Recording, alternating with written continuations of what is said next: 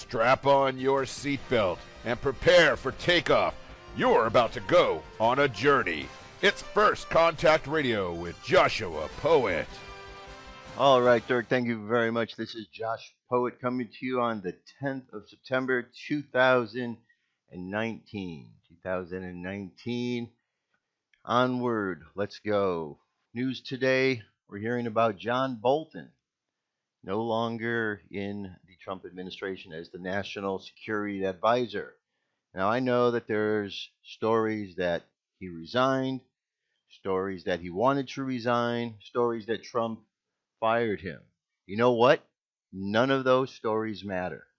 The only thing that matters is that John Bolton is no longer in the position as being the National Security Advisor.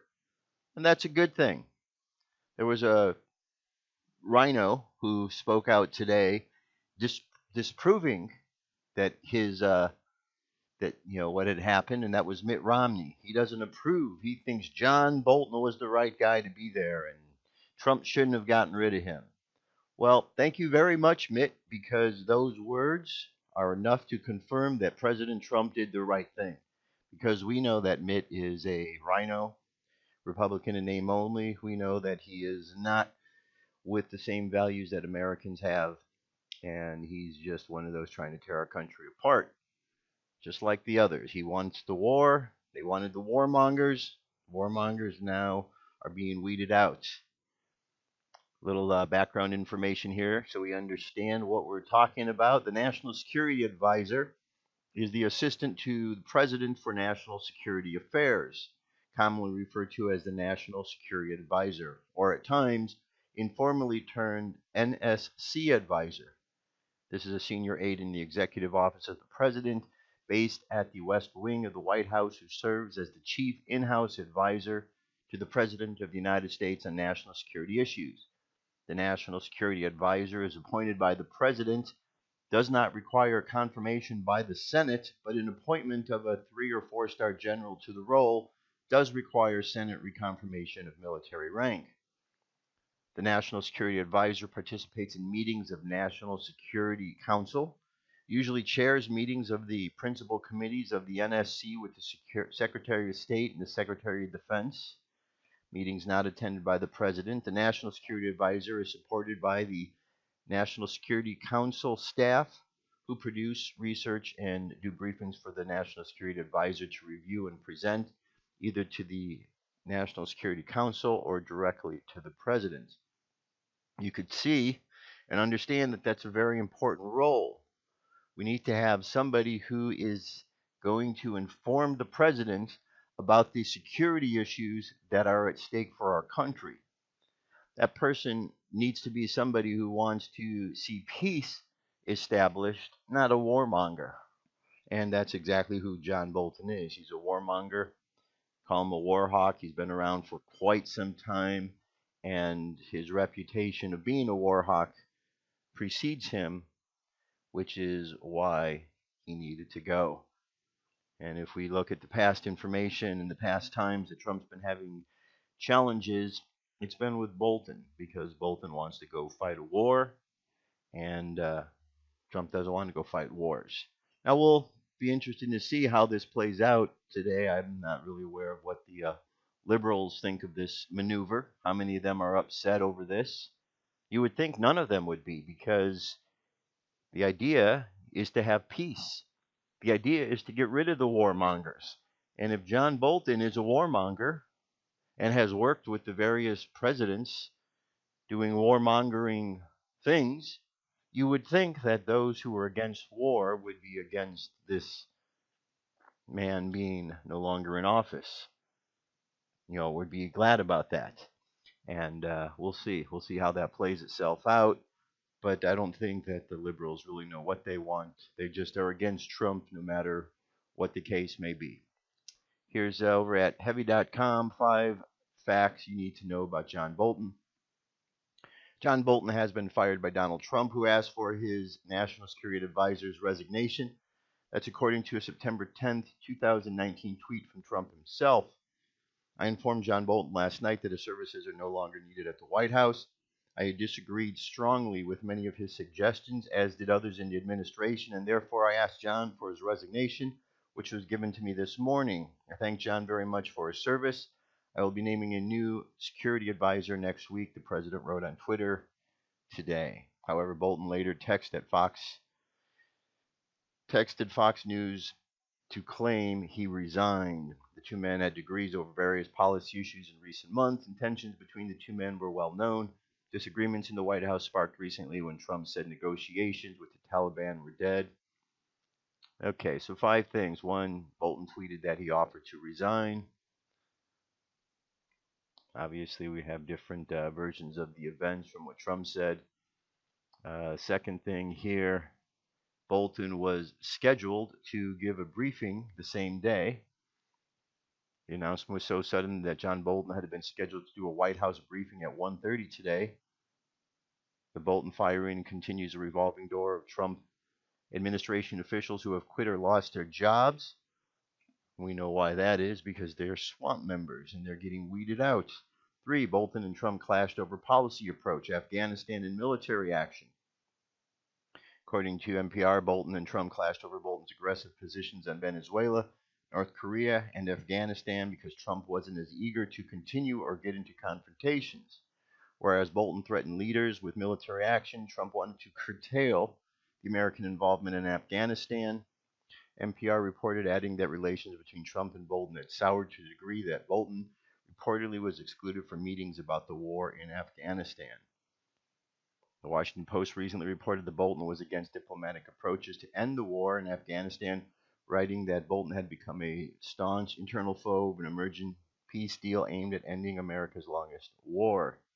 Okay, so why would you stop something like that? Why would you want to advocate for war to keep going on unless you are a warmonger, which is exactly what he is? 4, John Bolton is the former ambassador of the UN, was the 27th presidential national security advisor. Prior to his appointment, he served as a fellow at the American Enterprise Institute of Counsel at Kirkland and Ellis. He contributed to Fox News Channel and Fox Business Network, and his op-ed articles were regularly featured in major media publications. He was appointed as the United States Permanent Representative to the United Nations on August 1st, 2005, and served until his resignation in December 2006. Prior to that, Bolton had served as Undersecretary for Arms Control and International Security from May 2001 through May 2005. And finally, John Bolton was born in Baltimore and is married. All right, so we have another Baltimore connection here. Maybe bad things come out of Baltimore. Not all things. Easy now. Don't think all things are bad, but there seems to be a lot of corruption and things coming out of there that are a bit shady. This might be one of those shady connections indeed that we have with Baltimore, unfortunately. But the good news is Bolton is gone. And what will happen to him? Well, maybe CNN will hire him. They seem to be hiring all of the ones that are the swamp creatures. So it would be par for the course for them to want to hire him on board. All right, let's turn our attention over to media control. Media control. We've talked about this for quite some time, been hammering home the point. In this day and age, if you don't understand that the media is controlled, then you are not paying attention.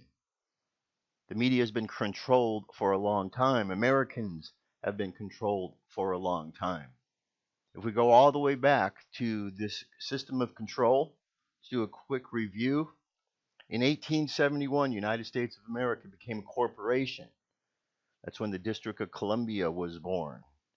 As a corporation, the United States was no longer the same place it was, where everyone was a sovereign citizen. You now had 2 different land territories, the United States of America as a sovereign country and the Corporation of the United States of America. The secret and the trick was, how do you get the people who are sovereign citizens to give up their sovereign status in order to be part of the corporation? Well, it was real easy. You have a stock market crash that is designed. You give people social security numbers to put them on the system. And just like that, They are no longer part of the sovereign system they used to be part of, and most people don't even realize it. It was just a quicko, change-o kind of thing. 1913, the Federal Reserve Act came in, the international bankers, and everything was solidified. Now America is completely under the control of foreign interests. Americans are no longer sovereign citizens, and the Federal Reserve, run by foreign bankers, they are running the show. Things continued to move along, and in 1921, the Council on Foreign Relations was born here in America as an extension of the Royal Academy out of England. This Council on Foreign Relations was put together in order to manipulate the media, to put forth the narrative that needed to be heard, not what was going on, but what was needed to be heard. The powers that be wanted to make sure that their message got out and nothing else. So the Council on Foreign Relations took charge of the media in 1921. That's nearly 100 years ago. Nearly 100 years ago, they took control of our media. And then, after World War II, which ended in 1945, you have the German scientists who were part of the propaganda machine of Joseph Goebbels. They all come to the United States of America, and they get employed by our government under Project Paperclip. Some of these scientists went on to be part of NASA, others to different agencies, and the principles of propaganda techniques were put into the American system and then worked against the American people.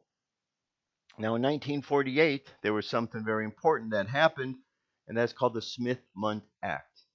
The U.S. Informational and Educational Act of 1948, popularly called Smith-Mundt Act, is the basic legislative authorization for propaganda activities conducted by the United States Department of State, sometimes called public diplomacy. The act was first introduced by Congressman Carl E. Mundt from South Dakota, a representative, Republican, in January 1945 in the 79th Congress. It was subsequently passed by the 80th Congress, signed into law by President Harry S. Truman, January 27, 1948. The Smith-Mundt Modernization Act of 2012, which was contained in the National Defense Authorization Act for fiscal year 2013, amended the United States Information and Educational Act of 48 and the Foreign Relations Authorization Act of 87, allowing for materials produced by the State Department and the Broadcasting Board of the Governors to be available within the United States. In other words, propaganda could be used against the American people. Let me continue on a little bit more. With this, U.S. repeals propaganda ban, spreads government-made news to Americans. For decades, a so-called anti-propaganda law prevented the U.S. government's mammoth broadcasting arm from delivering propaganda to American audiences. However, on July 2nd, that came silent to an end with the implementation of a new reform passed in January. The result, an unleashing of thousands of hours per week of government-funded radio and TV programs for domestic U.S. consumption, in a reform initially criticized as a green light for U.S. domestic propaganda efforts. So what just happened? Let me go backtrack here. This was from July 14th, 2013. Says until this month, a vast ocean of U.S. programming produced by the Broadcasting Board of Governors, such as Voice of America, Radio Free Europe, Radio Liberty, and Middle East broadcasting networks, could only be viewed or listened to at broadcast quality in foreign countries. The programming varies in tone and quality, but its breadth is vast. It's viewed in more than 100 countries, 61 languages. The topics covered include human rights abuses in Iran, self-immolation in Tibet, human trafficking across Asia, and on-the-ground reporting in Egypt and Iraq. The restriction of these broadcasts was due to the Smith-Mundt Act, a long-standing piece of legislation that had been amended numerous times over the years, perhaps most consequently by Arkansas Senator J. William Fulbright. In the 70s, Fulbright was no friend of VOA and Radio Free Europe and moved to restrict them from domestic distribution, saying they should be given the opportunity to take their rightful place in the graveyard of Cold War relics. Fulbright's amendment to Smith-Mundt was bolstered in 1985 by Nebraska Senator Edward Zorinsky, who argued that such propaganda should be kept out of America to distinguish the U.S. from the Soviet Union, where domestic propaganda is a principal government activity. Zorinsky and Fulbright sold their amendments on sensible rhetoric. American taxpayers shouldn't be funding propaganda for American audiences. So did Congress. Just tear down the American public's last defense against domestic propaganda. BBG spokeswoman Lynn Whale insists BBC is not a propaganda outlet and its flagship services such as VOA present fair and accurate news. They don't shy away from stories that don't shed light on the United States. She told the cable she pointed to the charters of VOA and RFE. Our journalists provide what many people cannot get locally: uncensored news, responsible discussion, open debate. All right, so there's more to this article, but you could see that there was a big problem because propaganda was being used upon the American people. Now, interesting to note, this was early in 1948 when this act was put in place. We move forward to the early 50s, and Operation Mockingbird put CIA individuals in the media in order to further compromise and tell the story that needed to be told according to their perspective. And this was all confirmed in the 70s when in 1975, Democrat, because at that time they were interested on how the intelligence operation was spying on Americans, and they thought that that was really problematic. So this gentleman, this Democrat, put together these hearings, the church committee hearings. Frank Church was his name, and they went forth, and these hearings produced the result that there were over 400 CIA personnel working in the mainstream media at that point in time. Over 400. This was 40-some years ago, 44 years ago in 1975. So all these years have gone on, and things have only continued to get worse. If there were 400 back then, just imagine how many more there are right now. What is the purpose and intent? It's to craft a story. To craft a story that the listener will hear, and they will believe that story. And as the bills were adjusted and these acts against propaganda were changed, and now propaganda could be used on the American people, this was making all of this legal. When President Trump signed the National Defense Authorization Act, he allowed this very thing to go on. So when we hear the fake media that is out there, out of control, well, they're doing so because they know that they can legally get away with this because of what is on the books. If only the American people were smart enough to realize this, it might be a game changer. But for the most part, Americans are completely unaware of what is going on in their world, of what is going on around them, and they're just talking about, the things that they know have happened within the last year or two of their lives. They don't know how to look back to see what happened in history or how things are manipulated. So that's the problem. That's where the fake news is. The president is exactly right. Fake news is a situation where people are faking the information, where they're not giving you real information. If people have wrong information, poor information, they make bad decisions. Bad decisions lead to bad results. Bad results lead to more bad decisions. It's like the whole saying, garbage in, garbage out with the computer. Same thing with humankind. Now, a lot of this suppression that took place upon the Americans did occur before the year 2000, but after the year 2000, specifically after September 11, 2001, things changed drastically. And it's been 18 years since that time. If you know any kids who are 18 years of age or younger, and they're running around saying America was never great, it's because they have never been taught what existed before them. Okay? A lot of people don't know what happened prior to 2000. They're just ill-informed about any of those things as if none of those things matter. We're supposed to pretend that the things we're hearing now is the first time we're hearing them. Yet, Al Gore's been talking about global warming for a long time. And according to his statistics, there should be many things underwater. There should be a lot of dead polar bears and the ocean should be higher. We should be in a completely dire situation at this point in time, and there would have been millions of people who should have been dead by now if all of the things he said were accurate. However, Al Gore is one big bag of hot air who was just lying, and weak minded people believe those lies.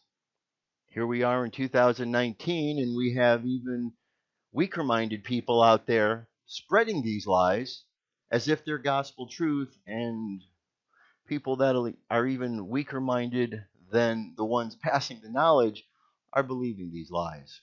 Can't can't discuss this with anybody because they think they know it all, and absolutely know nothing of what's really going on.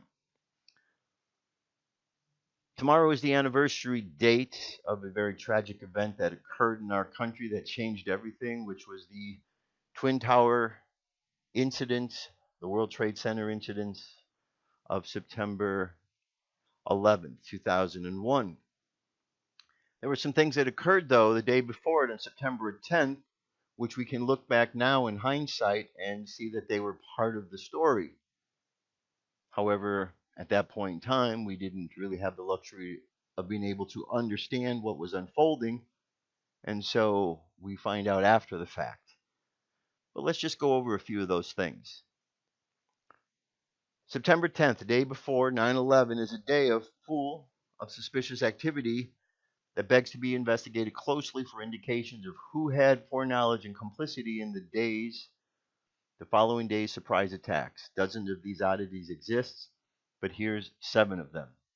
1, you may remember and recall that Rumsfeld announced that there were $2.3 trillion missing from the Pentagon. $2.3 trillion. The next morning, the Pentagon was hit in the exact location where the budget analysis was taking place and where they were trying to track down, and this killed analysts and destroyed records that were in that area. That's a strange coincidence, isn't it? 2.3 trillion is missing, and then the one area of the Pentagon that gets hit is the area where they are doing the bookkeeping to find out where that money went. Very, very strange. Another thing, September 10th, FEMA arrives in New York. Claims that Tom Kennedy mistook the arrival date are refuted by the fact that the interview with Dan Rather was on Wednesday, September 12th, and he accounted for Monday night, Tuesday, and that day, Wednesday. We arrived late Monday night and went into action on Tuesday morning, and not until today did we get a full opportunity to work the entire site. Furthermore, former New York Mayor Giuliani testified to the 9/11 Commission.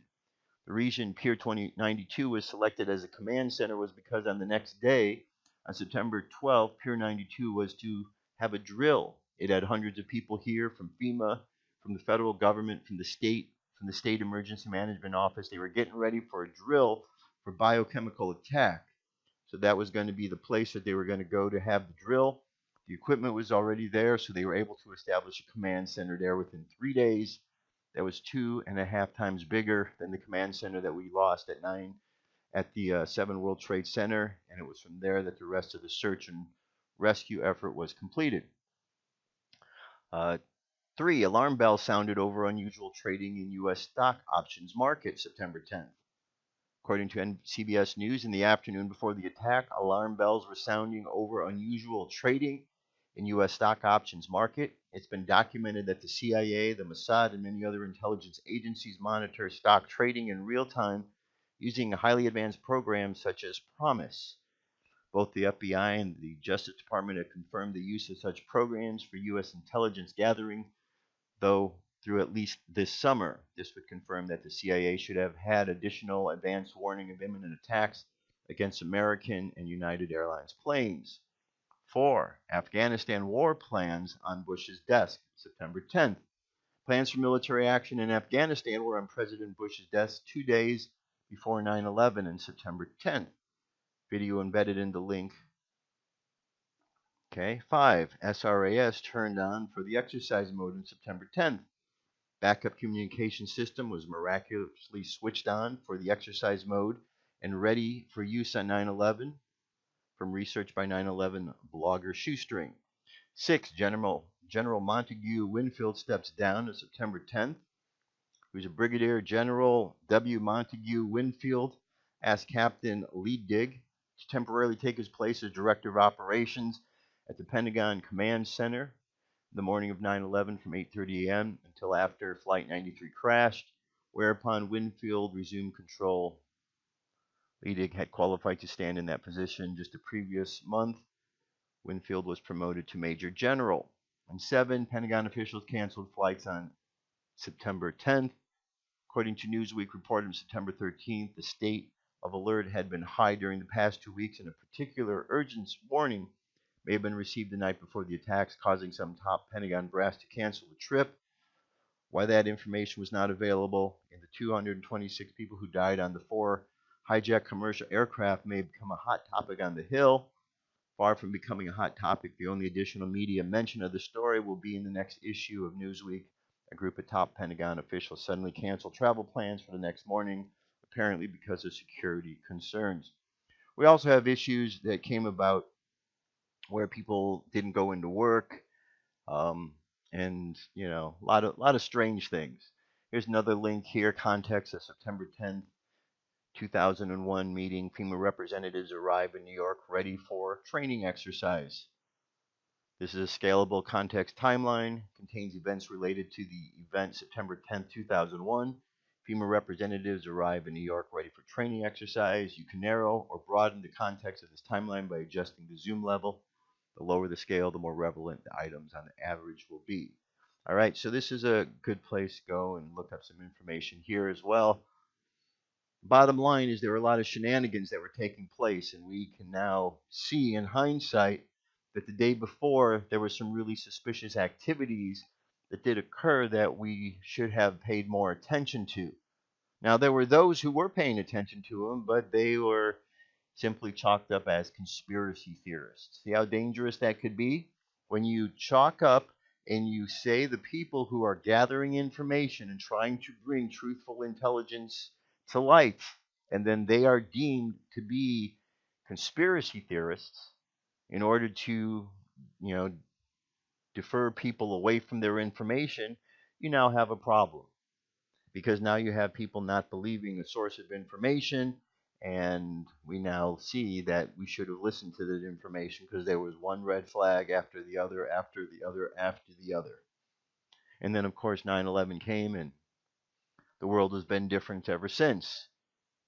We could all go to an airport, we could fly on a plane, and we wouldn't have to go through security procedures where we walk through either with our hands up or have to go and have some TSA agent feel us up in order to get on a plane. We used to not be able to do that. That was one of the things that was great about America. Nowadays, you can't do that. Nowadays, you've got these TSA agents who are just out of control, an agency out of control, and a lot more problems than it's actually worth, at least in my opinion, and I think the opinion of many others. So what we need to do is we need to be aware that we do have information available to us. If we turn a blind eye to it when it comes up, then we have no one to blame for ourselves. It goes back to that saying, bad things happen when good people say and do nothing. And 9/11 was one of those cases. Can't really get much worse than that. Hopefully we've learned our lessons from there. We'll see. But again, it all comes back to one important thing, and that is our ability to trust God. That there's a higher power guiding things, and despite the evilness that is taking place, the evil in the hearts of humankind, there are still a lot of good things going on, and we just have to have confidence. We have to keep the faith that things will work out if we just trust God to get us through all of these tough, difficult times. All right? Trust God. That's it, my friends. That's it for the show for today. I'll be back tomorrow, 9/11 special, so we can get into the event of what took place 18 years ago, and we'll go from there. Till then, have yourselves an awesome day. God bless you. I'll talk to you soon. Peace. I'm out of here. FirstContactRadio.com.